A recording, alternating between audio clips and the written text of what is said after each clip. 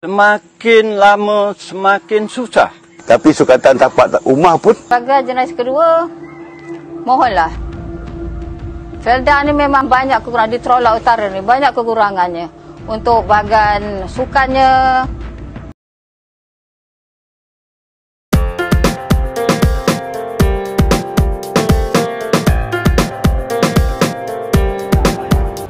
janji nak tanam semula supaya bayaran akan dibuat, pinjaman diberi kepada peneroka dan bayaran akan dibuat apabila dapat keuntungan, itu pun tidak berlaku.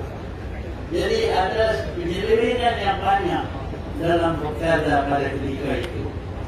Dan pihak pemerintah Barisan Nasional tidak buat apa pun untuk ini. Yang mereka asyik ialah nak kumpul wang yang banyak. Tak mudah nak cari cara lain, curi. Saya jumpa dengan Najib. Pada satu masa dulu saya disuruh buat sesuatu supaya Najib balik ke jalan yang benar. Saya jumpa dengan Najib di rumah saya. Masa tu baik dengan dia. Saya kata, Najib, tak payah lagi bagi duit banyak-banyak. Turun ke kampung, jumpa orang, bersalam dengan mereka, tanya Semakin lama semakin susah.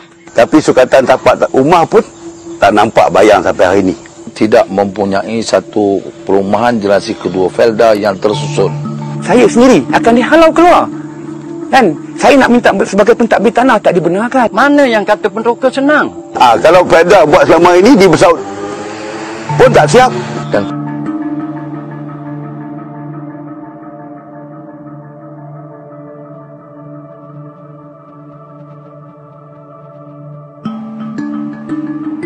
kita sendiri fikirlah, adakah 100 pintu tu cukup untuk memenuhi kehendak rumah generasi kedua Felda yang ada di dalam wilayah Trolak.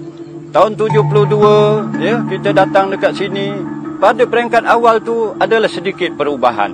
Kemudian bila tebang pokok, kali yang pertama, kita menangguh hutang 100,000 lebih. Sekarang ini, kita telah masuk ke tebang pokok kali yang kedua.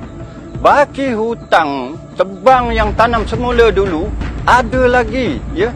Ramai peneroka-peneroka yang tak boleh habis bayar untuk tebang kali yang pertama. Jadi kami rumah kecil.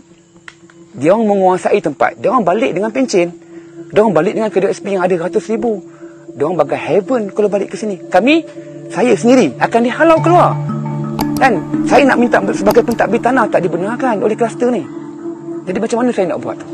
Dan yang dah berkeluarga dan mempunyai anak sendiri, perlu ada satu rumah, ya, yang dipanggil rumah keluarga idaman generasi kedua Felda. jangan dibiarkan begitu saja kan. Kita generasi kedua ni, terutamanya rumah pun tak ada. Dah 30 tahun nak menetap di sini.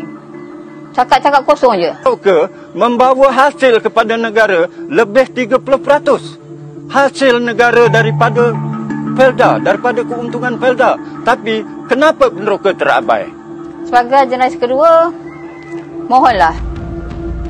Felda ni memang banyak kekurangan, di Trolak Utara ni banyak kekurangannya. Untuk bahagian sukannya, rekreasinya, semua orang kata terbatas. Kita bukan tak bagi peluang sebelum ni, ya. Dan bagi saya, Datuk Juna Wahid, kita dah bagi peluang.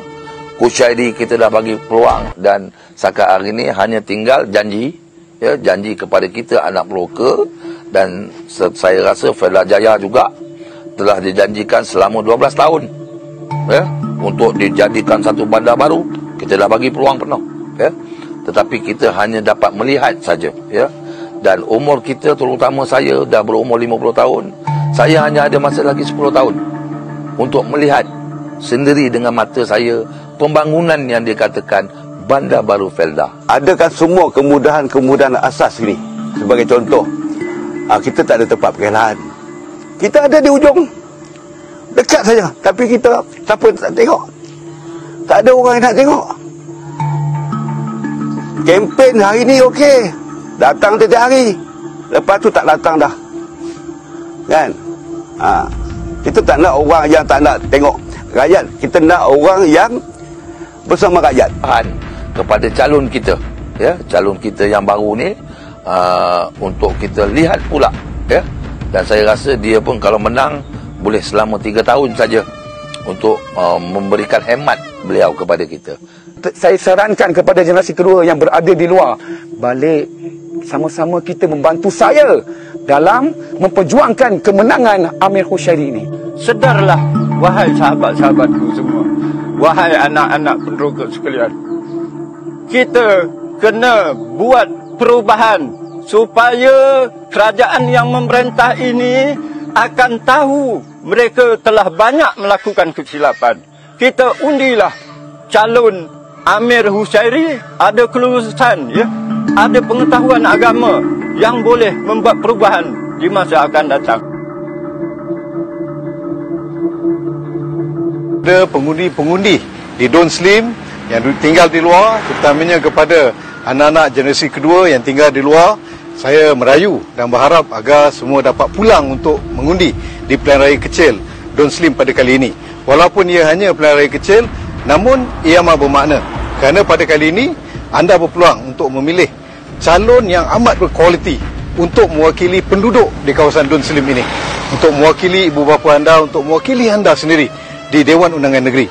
Undi calon bebas 01, lambang pokok Amir Hushairi, seorang lawyer, seorang peguam, berdedikasi, integriti, kuat beragama dan juga seorang profesional. Pilih calon 01.